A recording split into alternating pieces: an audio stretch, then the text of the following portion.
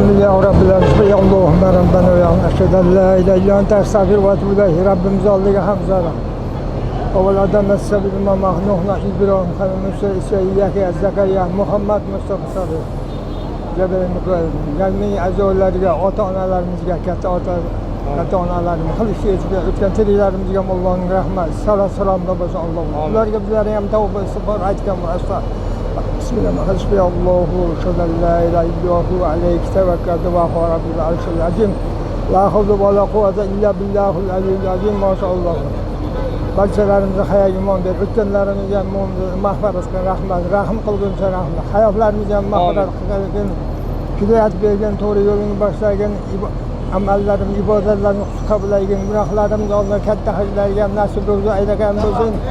Bolacha qishloqxonadan tinch bo'lsin, barakat topib, ekidini olib bo'lsin. Robbana atina. Allohumma salli. Rahmat.